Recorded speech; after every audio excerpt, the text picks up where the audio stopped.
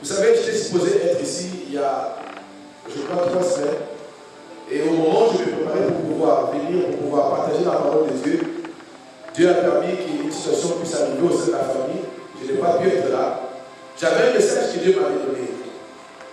J'ai porté ce message-là, c'était déjà prêt. Mais bizarrement, vous savez, tant que prédicateur, lorsqu'on est conduit par l'Esprit de Dieu, on ne prêche pas ce qu'on connaît. Je dis toujours aux gens, s'il s'agit de la connaissance, vous pouvez me réveiller 365 jours. À 3 heures du matin, j'aurai toujours quelque chose à vous prêcher.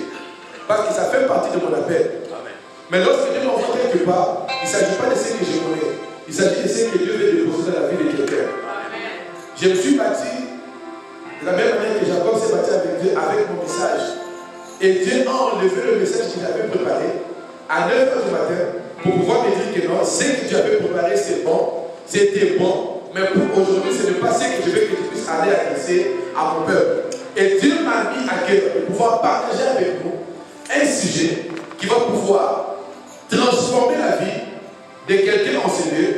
Et ce soir, cet après-midi, nous allons pouvoir partager d'un sujet que j'ai intitulé La foi agressive. Amen.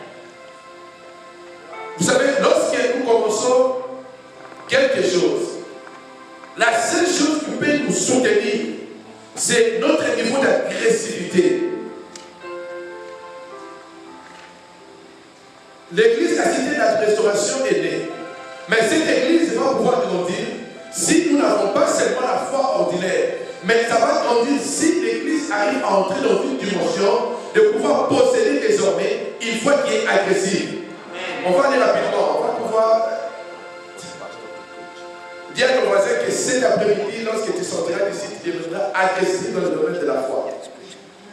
Je demande que tu parles à ton voisin. Si tu n'as pas de voisin, parle en fait toi-même.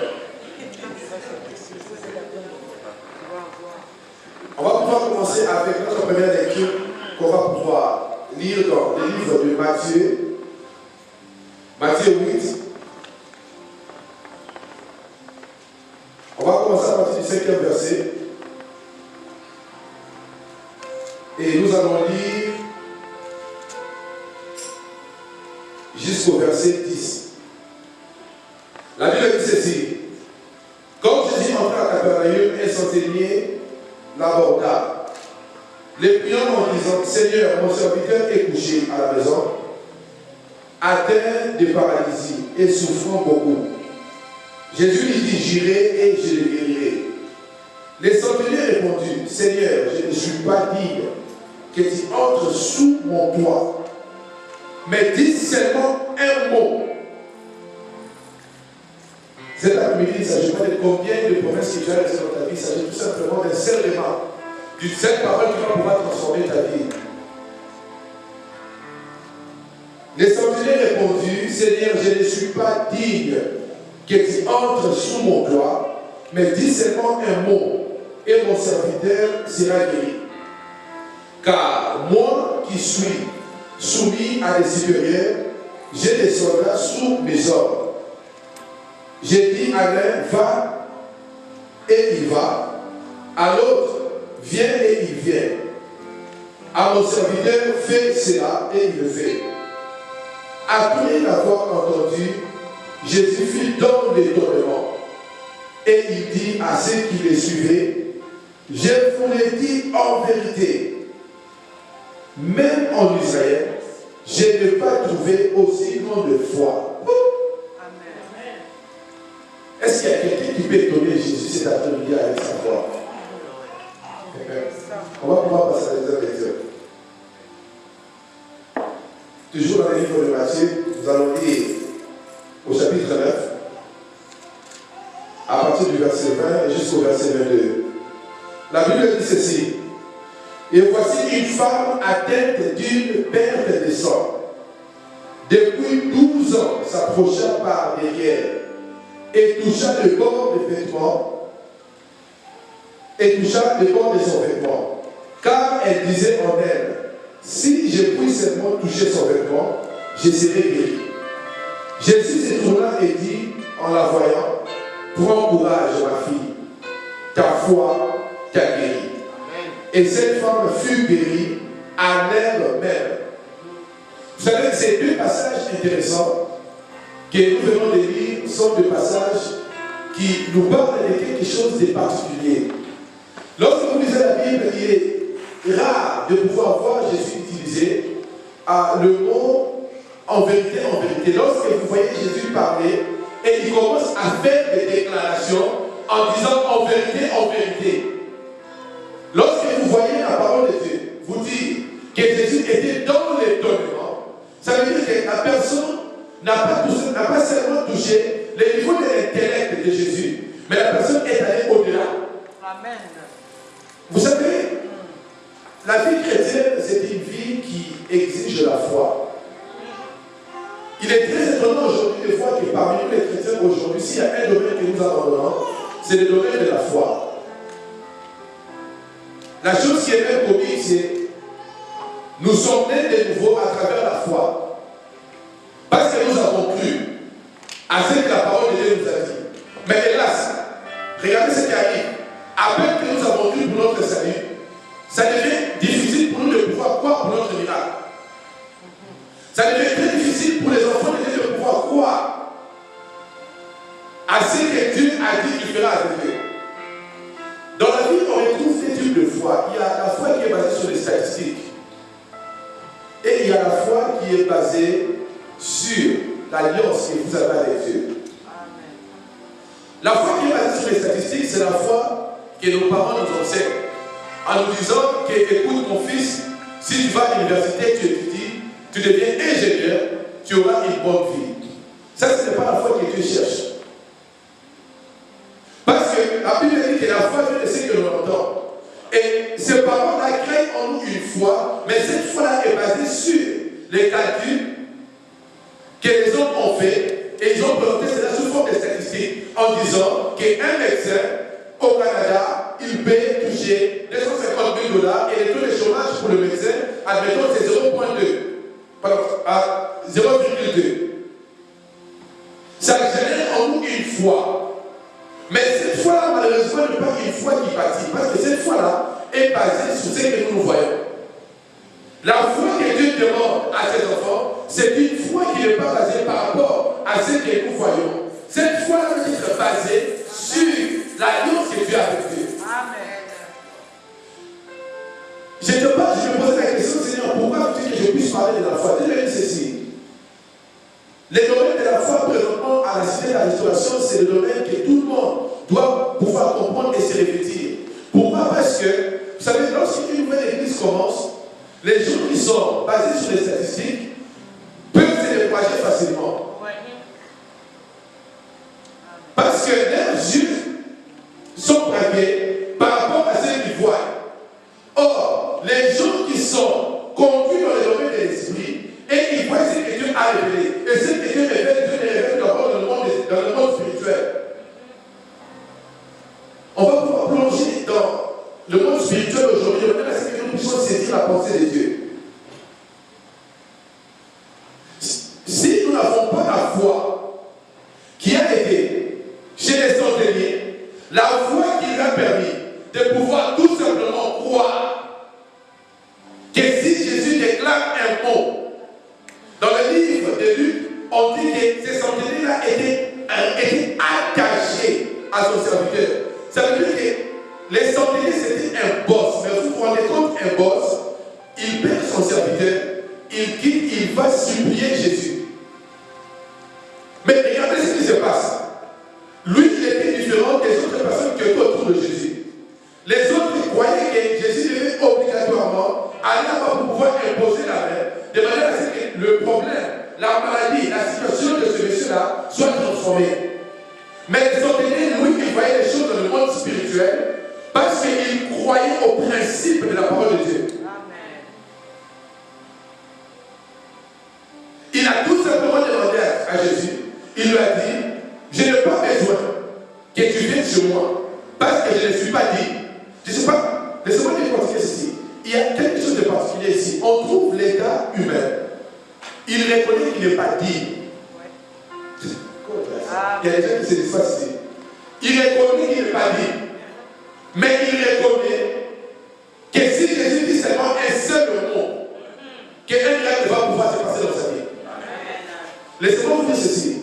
La situation dans laquelle vous traversez, vous n'avez pas besoin d'être libre. Il y a un christianisme détourné qui détruit les enfants de Dieu aujourd'hui, où les gens s'attendent à ce qu'ils deviennent parfaits pour pouvoir attirer la faveur de Dieu. Nulle part, vous verrez les gens que Dieu a utilisés être parfaits pour qu'ils puissent attirer la faveur de Dieu. Amen.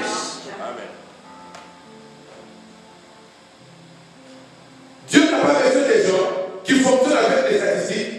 Dieu a besoin des gens qui ont la foi.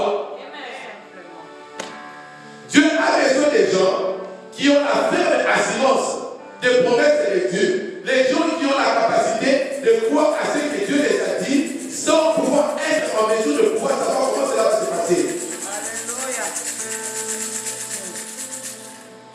Dieu a besoin des gens à la cité de la restauration qui vont pouvoir se tenir entre le mains et qui se diront que le Dieu qui nous a envoyé à dire, ce Dieu-là va pouvoir agir. Et lorsque vous avez posé la question, sur base de quoi? Il vous dit sur base de l'alliance. Amen. Amen. On nous parle de la femme qui souffrait de problèmes d'hémorragie. Cette femme a saigné. Cette femme a dépensé de l'argent pour pouvoir se faire soigner. Mais elle n'avait jamais reçu la guérison par rapport à sa situation. Mais elle avait la foi. Au début, cette femme avait commencé avec des statistiques. On lui avait dit, si tu vas chez le médecin, tu seras guéri. Je ne suis pas contre la médecine. J'encourage chaque personne en sérieux, lorsque vous avez un problème, vous venez chez nous, nous prions pour vous, et après avoir sorti de nos bureaux, vous allez consulter le médecin. Je crois ça. Amen. Mais vous devez savoir une chose. Un enfant de Dieu va au-delà de ce que la médecine enseigne. Parce que la médecine, c'est un talent que Dieu utilise pour guérir. Ce n'est pas la médecine qui guérit. Parce que les bons médecins, nous avons notre bien-aimé qui est ici. Mon épouse est infirmière, ils peuvent attester. Le médecin, les grands chirurgiens, des fois ils n'arrivent pas à croire que c'était une petite opération que la personne est décédée. Mais lorsqu'on est connecté à l'Esprit de Dieu, on arrive à réaliser que ce n'est pas ce que nous voyons, mais c'est ce que Dieu a dit. La femme avait compris quelque chose. Il ne s'agissait pas de la foule. Il y a beaucoup de chrétiens aujourd'hui qui regardent leur miracle. C'est tout simplement parce qu'ils n'ont pas saisi le domaine de la foi. Ils agissent parmi la foule. Et laissez-moi vous dire quelque chose. La foule n'a jamais été l'élément que Dieu utilise pour pouvoir déterminer le succès de quelqu'un. La masse n'a jamais été l'élément déterminant pour pouvoir démontrer que tu vas pouvoir réussir. Écoutez ceci. La Bible dit ceci dans le livre de Nombres. Dieu parla à Moïse. Il dit à Moïse, écoute, tu vas pouvoir choisir chaque personne de chaque tribu. Tu vas les envoyer pour qu'ils aillent espionner. Ils sont allés, ils ont espionné. Ils sont rentrés. Il y a eu un combat 10 contre 2. La majorité se présente devant Moïse, l'assemblée de Dieu, et commence à dire nous avons vu des géants. Ces gens des géants, vous les avez jamais vus. On était à leur pied comme des sauterelles. Dites-moi, mes chers amis. Mais si vous étiez des sauterelles, alors comment est-ce que vous avez pu aller prendre des cocons? Comment est-ce que vous avez pu aller prendre des raisins? On était à leur pied comme des sauterelles. Les rapports étaient donnés. Là, c'était 10. Mais regardez, ça a tout simplement pris 2 personnes. Amen. Ça a pris tout d'abord un Dieu qui était connecté à l'Esprit de Dieu pour pouvoir recevoir la révélation. Voilà ça. Laissez-moi vous dire une chose. Les papas qui sont ici, il y a certaines personnes qui peuvent regarder ces livres. Une église commence avec les jeunes. Vous savez, Dieu a sa manière de faire les choses. Lorsque nous avons commencé à citer la restauration, il n'y avait pas de papas, il y avait des jeunes. Dieu a envoyé les papas, mais aujourd'hui Dieu envoie les jeunes, même pas déjà les enfants. Ce que j'ai dit, c'est profond. Dieu ne fonctionne pas avec les statistiques. Les 10 ont donné un rapport parce qu'ils étaient convaincus qu'ils étaient nombreux et que ces rapports-là allaient avoir un impact. Mais Moïse était connecté par rapport à la mission et à la promesse qu'il avait reçue de la part de Dieu.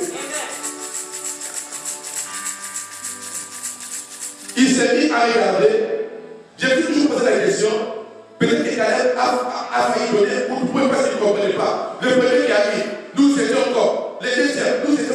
Quand il commence à regarder, mais de quoi ces gens parlent? Caleb se lève avec une colère sec, seul devant 10 personnes. Il a dit que nous devons avoir du courage. On dira que c'est pas qu'on va pouvoir gagner. Je prophétise la vie de quelqu'un, si tu as la foi, vous êtes capable de pouvoir évangéliser, de gagner les âmes et de pouvoir remplir ces âmes. Vous n'avez pas besoin de la masse. Vous avez besoin de la promesse.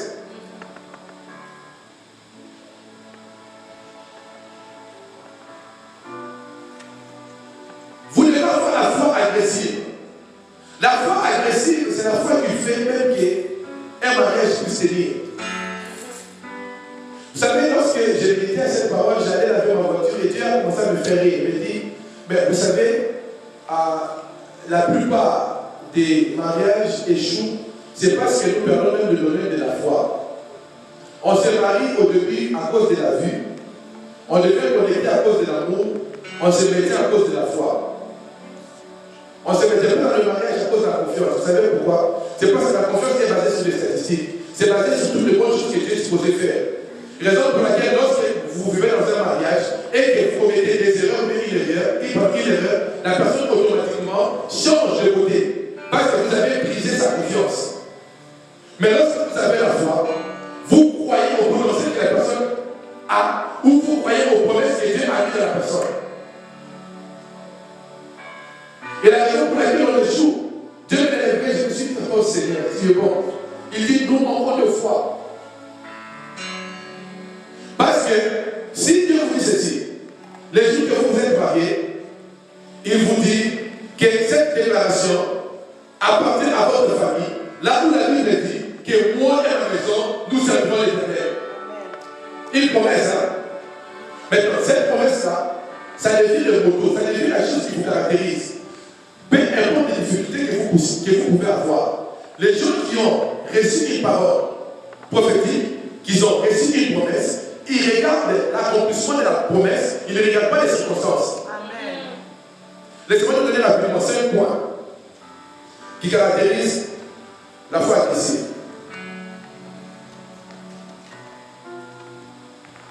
Le premier point qui caractérise la foi agressive, c'est la foi agressive est centrée sur Dieu.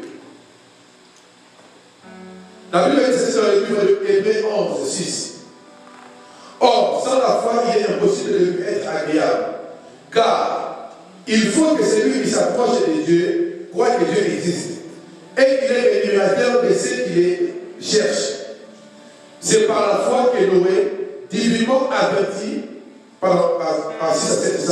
c'est par la foi que Noé, divinement averti des choses qu'on ne voyait pas encore.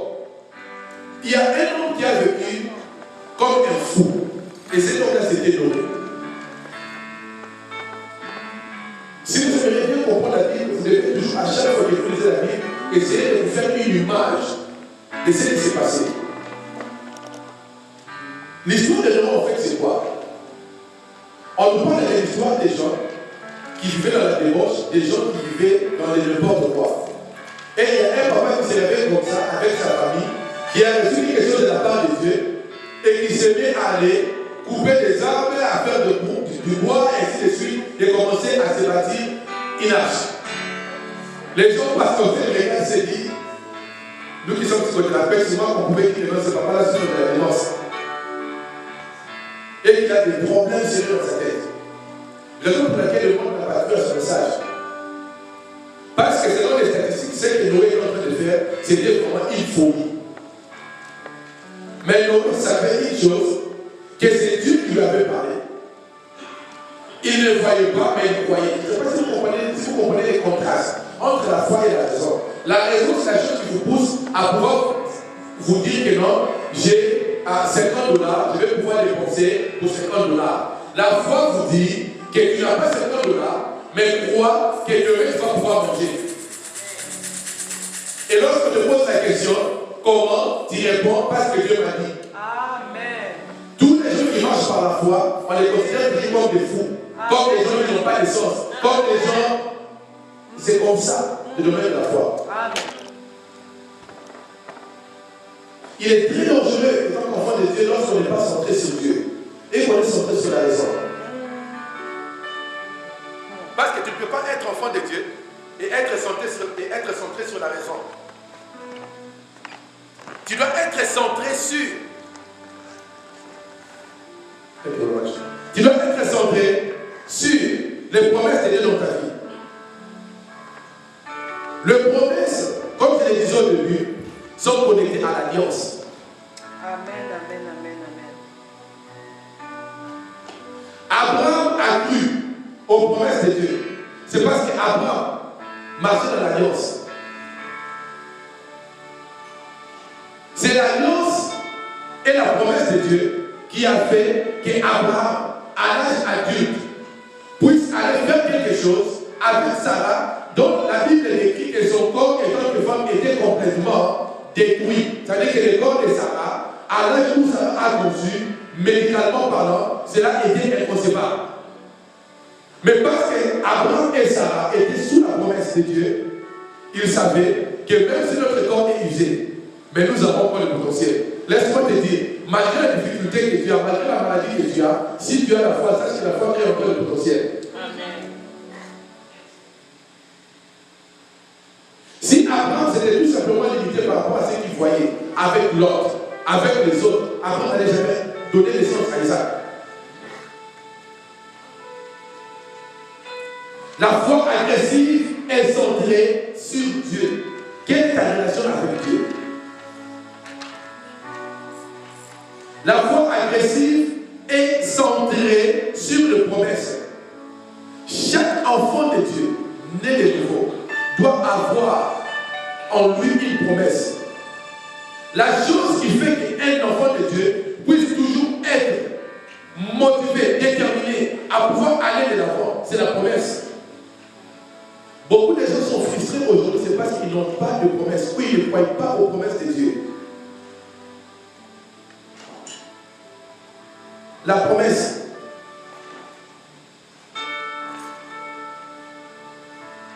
Dieu est supposé avoir une promesse. Qu'est-ce que Dieu t'a dit? Les jours que Dieu est venu à Dieu, quelle est la promesse que Dieu t'a faite? Quelles sont les promesses qui sont dans la parole de Dieu que tu crois?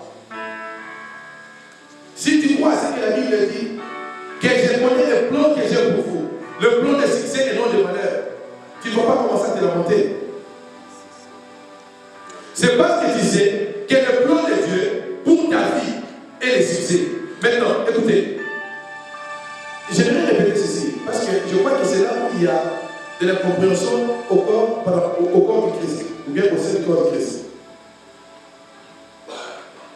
Dieu va générer des difficultés dans la vie d'un chrétien afin que ces difficultés puissent produire la foi. Amen. Amen.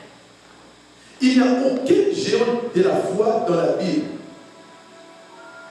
qui a pu surmonter les épreuves sans que le mot difficulté puisse exister. Parce que pour être couronné, comme un homme de foi, comme une femme de foi, tu dois passer par les difficultés et tu dois broyer les difficultés. Amen. Et tu le broies parce que tu es centré sur Dieu. Tu le broies parce que tu marches selon les promesses de Dieu. Maintenant, si tu ne crois pas aux promesses de Dieu, il y a aussi des parents qui ont détruit la vie de leurs enfants, c'est parce qu'ils n'ont pas de foi. Les jours que tu as accouché ton enfant, Dieu t'avait dit que ça c'est un serviteur de Dieu, ça c'est un avocat. Tout le long de la croissance de l'enfant, parce que l'enfant a des zéros à l'école, tu commences à lui maudire. Oh, tu oublies les promesses que Dieu t'avait fait par rapport à cet enfant-là. Cette prophétie, elle finira par se réaliser. Amen. Les chrétiens, nous voulons contrôler les temps. Mais le domaine de la foi ne fonctionne pas avec les contrôles du temps. Les temps, c'est quelque chose que l'homme a pu créer. Rapidement, laisse-moi vous donner quelque chose de nouveau. Le mot temps, lorsque vous faites des études théologiques ou bien lorsque vous allez faire des études en grec, il y a trois choses qui définissent le temps. Il y a ce qu'on appelle chrono. Le mot chrono, ça veut dire, c'est le temps par rapport à ce que l'homme a quantifié, par rapport à ce que l'homme a déterminé. Ok? La montre, vous allez pouvoir comprendre pourquoi lorsqu'on parle de la montre, on parle d'un chronomètre. C'est parce que ça fonctionne avec la notion du temps selon les fonctions de l'homme. On parle de ce qu'on appelle air. Là, c'est le temps qui est déterminé par rapport à un âge. Et on parle du temps qu'on appelle kérios en grec. Je ne sais pas comment ça se dit, à part pasteur Lévi, pasteur John et pasteur Charles. Les restes, vous pouvez écrire ce que vous comprenez. Amen. On parle de kérios. K-A-I-R-O-S. Ça, c'est le temps dans lequel Dieu opère. Dieu n'opère pas dans les chronos. Dieu n'opère pas dans les airs. Dieu opère dans les kérios. Les kérios, c'est la notion du temps par rapport à l'espace. Et la prophétie, lorsqu'elle est lâchée, Dieu étant souverain, il opère dans les kérios, il opère dans l'espace.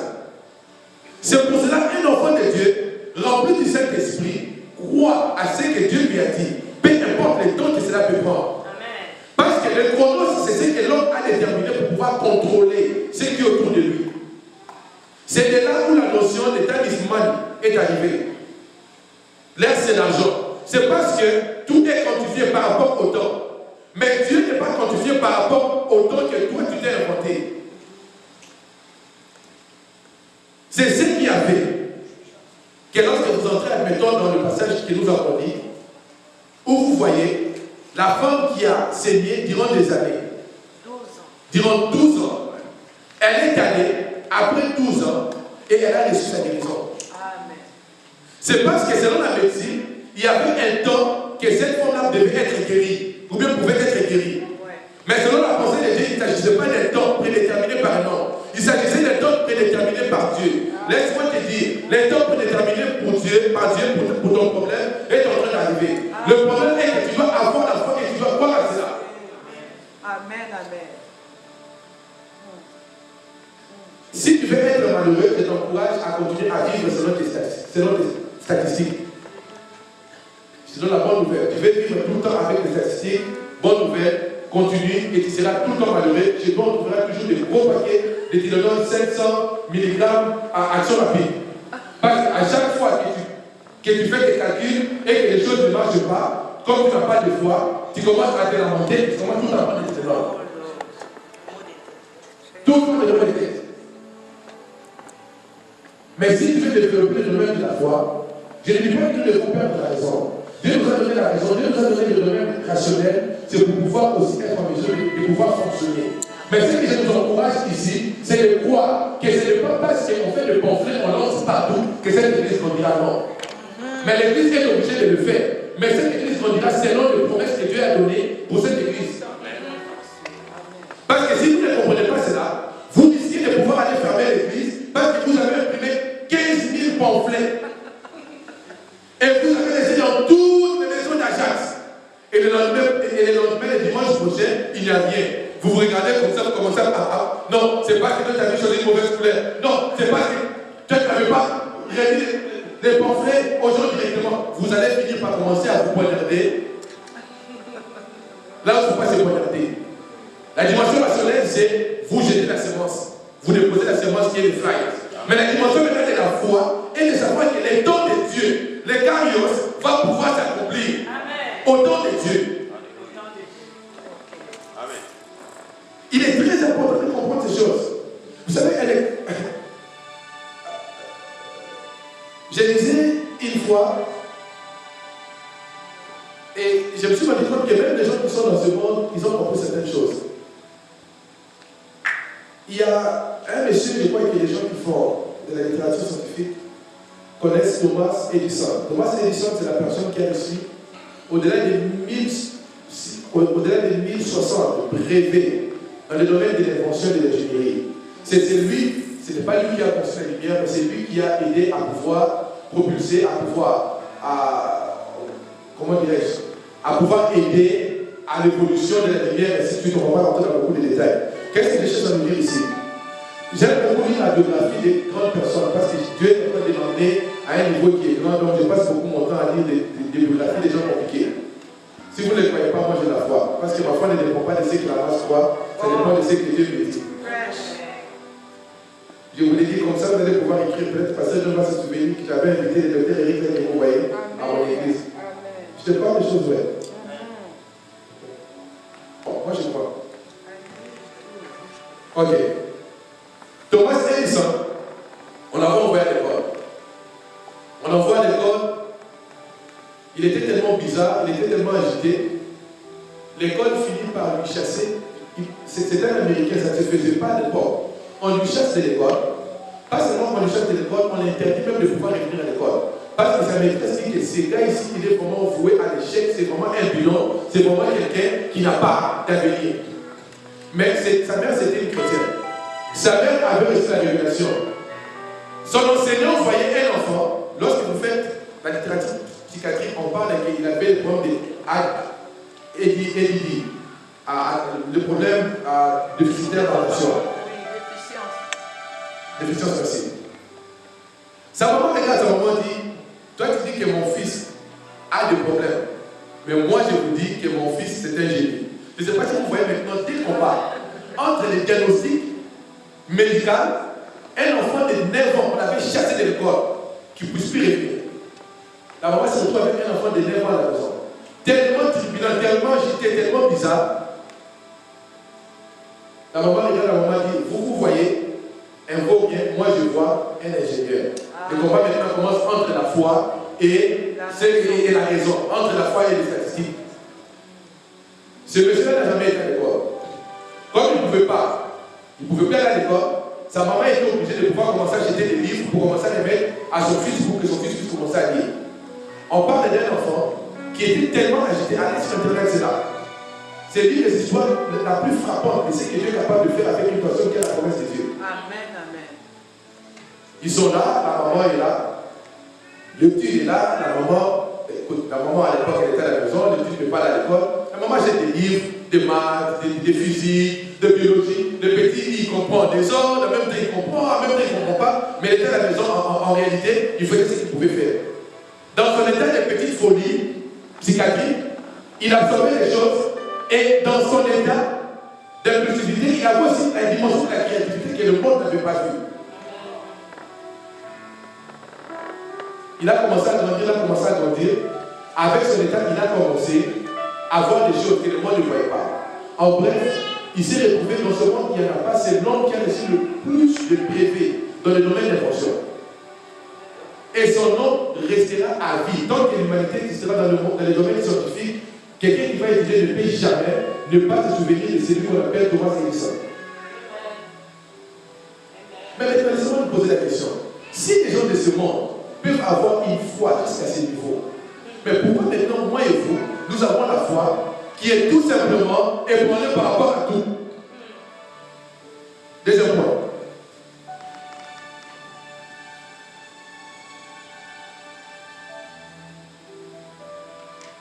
La foi agressive, c'est une foi qui ne s'ébranle pas au milieu des difficultés. Nous allons pouvoir rapidement lire dans le livre de Daniel 16.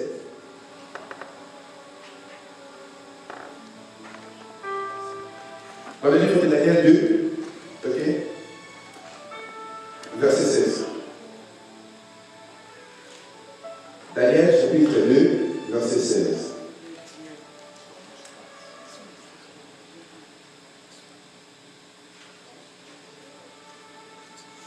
Je vais rapidement commencer à partir du verset 12. La Bible dit ceci. Là-dessus, le roi s'est mis en colère, il s'irrita violemment, il ordonna qu'on fasse périr tous les sages de Babylone. La sentence fut publiée, les sages allaient être mis à mort. Et l'on cherchait Daniel et ses compagnons pour le faire périr.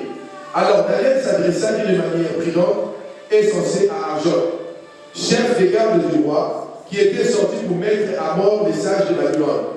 Il prit la parole et dit à Arjoc, commandant du roi, pourquoi la sentence du roi est-elle sévère? Arjoc exposa la chose à Daniel, et Daniel s'est rendu vers le roi et le pria de lui accorder du temps pour donner au roi l'explication. Ensuite, verset 17, ensuite, Daniel alla dans sa maison, il s'instruisit de cette affaire. Anania, Misaël et Azaria, ses compagnons, les engagea à implorer la miséricorde des dieux des cieux, afin qu'on ne fasse pas périr Daniel et ses compagnons avec les restes des sages de Babylone.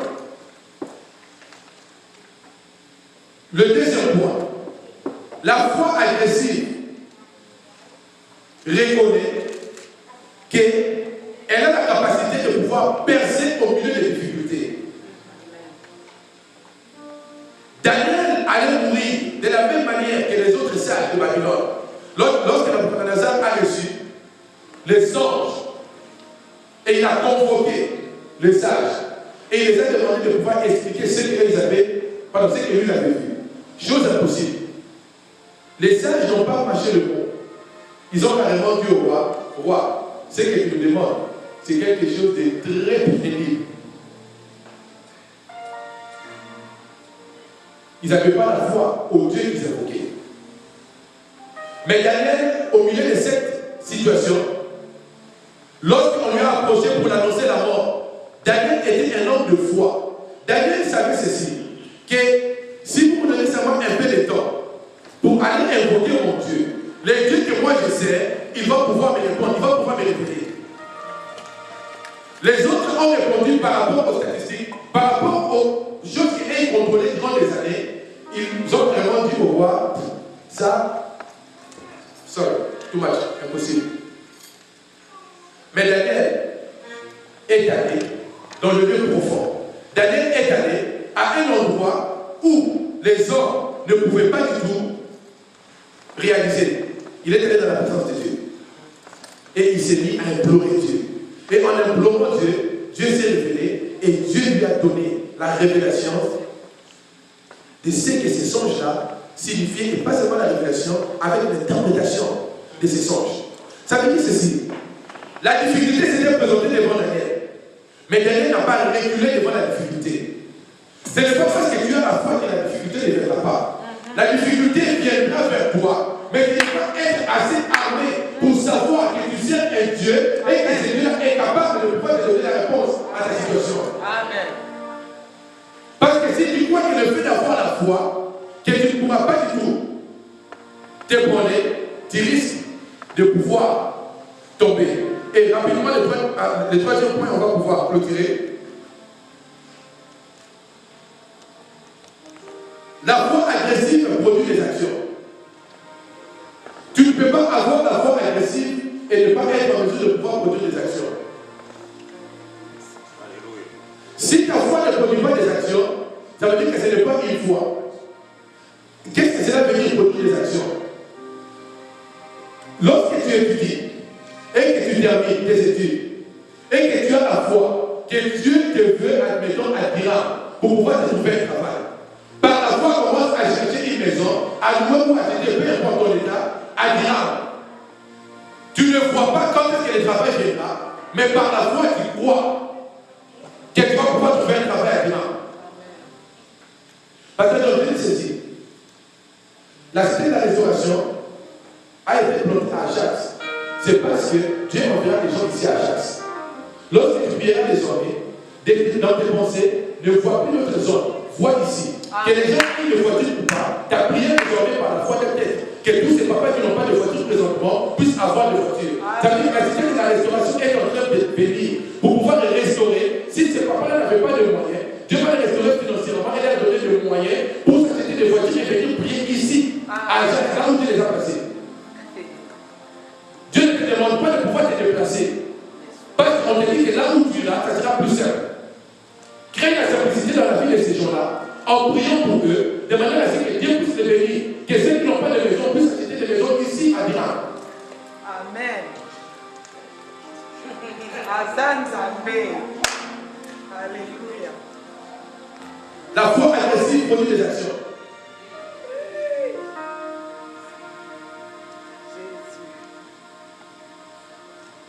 Et en fin de compte, la foi agressive a toujours pour objectif de pouvoir témoigner la gloire de Dieu. Dans le livre de 1 roi 18, au verset 36, la Bible dit ceci.